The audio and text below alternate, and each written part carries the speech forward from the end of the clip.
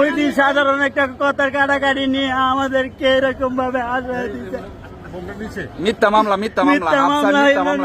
আমাকে সহকারী বাসায় দিচ্ছে। ইমরান বিপি এইরকম জিনিস না, মানে আমার কারাগারে গুরুতর অসুস্থ টিকটকার বিপি ইমরান। কান্নায় ভেঙে পড়েছেন বোকা জুনায়েদ। বিপি ইমরানকে বাঁচানো যাবে না, সে গুরুতর অসুস্থ, এ কথাই বলে কাঁদছেন বোকা জুনায়েদ। ভিউয়ার্স, পুরো ভিডিওটি দেখে অবশ্যই আপনার মতামতটি জানিয়ে দিন।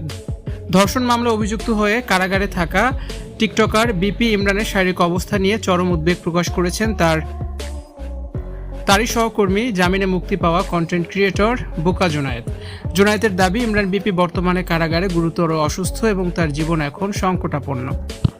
জামিনে মুক্তি পাওয়ার পর সাংবাদিকদের সাথে আলাপকালে জুনায়েদ কান্নায় ভেঙে পড়েন। তিনি জানান, ইমরান বিপি দীর্ঘ সময় ধরে শ্বাসকষ্টজনিত সমস্যায় ভুগছেন।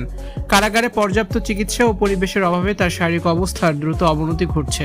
জুনায়েদ বলেন, ইমরান বাঁচবে কিনা জানি না, সে ঠিকমতো শ্বাস নিতে পারছে না, ওর অবস্থা খুবই খারাপ। যত তাড়াতাড়ি সম্ভব বিপি ইমরানকে যেন মুক্ত করা হয়।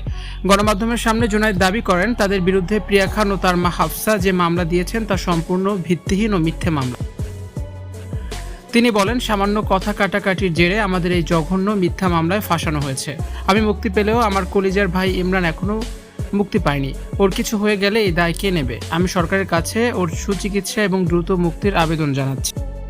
এদিকে ইমরান বিপির পরিবারের পক্ষ থেকেও তার শারীরিক অবস্থা নিয়ে দুশ্চিন্তা প্রকাশ করা হয়েছে। তাদের দাবি, একজন অসুস্থ মানুষকে এভাবে বিনা অপরাধে কারাগারে আটকে রাখা মানবাধিকার লঙ্ঘন।